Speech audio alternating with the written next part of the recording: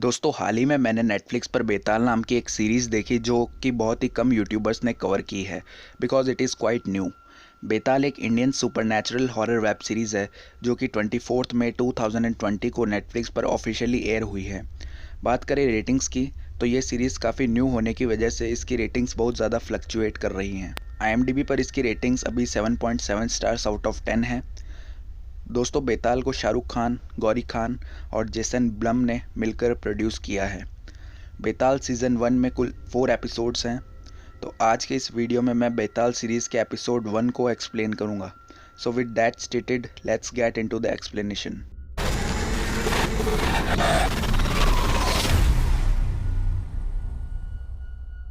तो दोस्तों ये एपिसोड 1 है और शुरुआत के सीन में हमें 2 स्टेटमेंट्स दिखाए जाते हैं, जिसमें फर्स्ट मैसेज एक ब्रिटिश ऑफिसर का होता है जो लिखता है कि हम ब्रिटिशर्स नीलजा विलेज इनकी मदद करने आए थे, पर बेताल के श्राप से हमें जान बचाकर जाना होगा। और सेकंड मैसेज में लिखा होता है कि बेताल के श्राप ने सभी को सुरंग में सुला दिया है और अब सुरंग को कभी खोला जाएगा तो वो वापस उठ जाएंगे। तो अब हमें बेताल के मंदिर का एक सीन दिखाया जाता है जहाँ सभी नीलजा विलेज के लोग बेताल की मूर्ति की पूजा कर रहे होते हैं। तभी वहाँ एक बूढ़ी औरत लकड़ी के सहारे आती है और मंदिर का पुजारी उस औरत के सामने अपना सर झुकाता है। उसके बाद पुजारी बेताल की मूर्ति के पास से एक प्याला उठाता है और उस प्रसाद जैसी ऑफरिंग को उस बूढ़ी औरत को पिलाता है।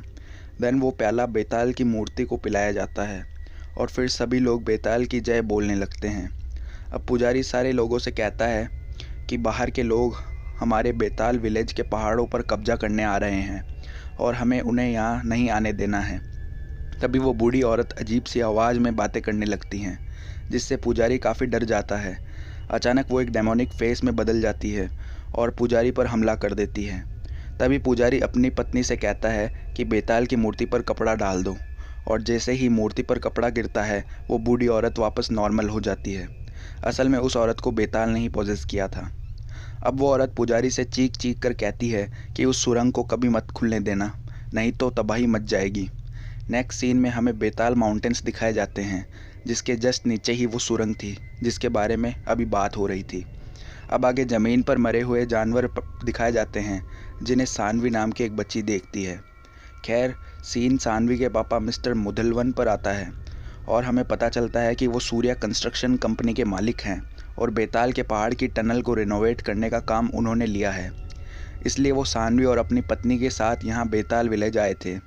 दोस्तों मिस्टर मुदलवन के लिए ये काम बहुत ज़रूरी था क्योंकि खुद चीफ मिनिस्टर इस टनल को इनॉग्रेट करने के लिए आने वाले थे। अब सानवी अपने पापा के फ्रेंड से पूछती है कि इन जानवरों को क्यों मारा गया, तो वो कहते हैं कि शैतान से बचने के लिए इनकी बलि चढ़ाई गई है, जिस बात पर ऑब्वियसली सानवी बिलीव नहीं करती।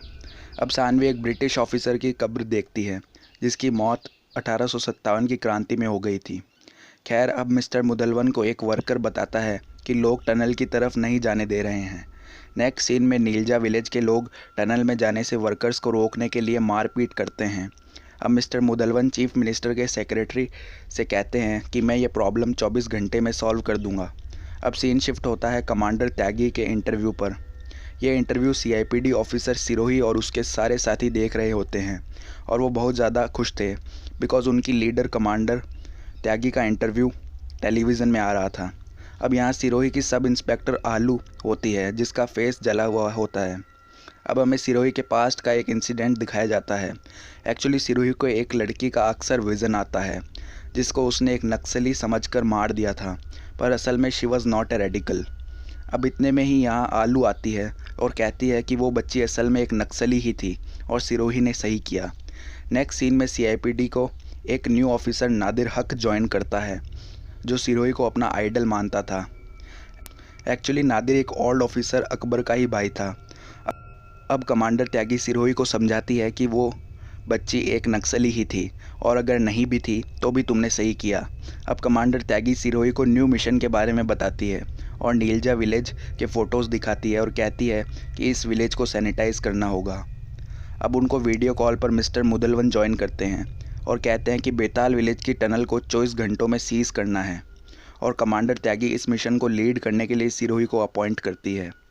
अब सिरोही को वापस वही विज़न आता है, पर इस बार उस बच्ची का फेस जॉम्बी में बदल जाता है।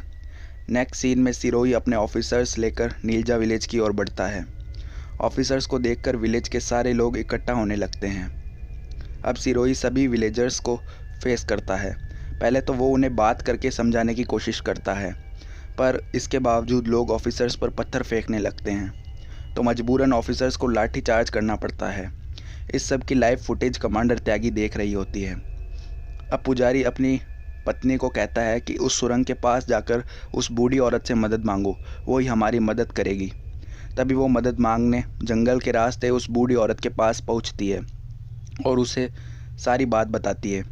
खैर, अब ऑफिसर्स सारा विलेज खाली करा देते हैं और अब वो टनल की ओर बढ़ने वाले होते हैं।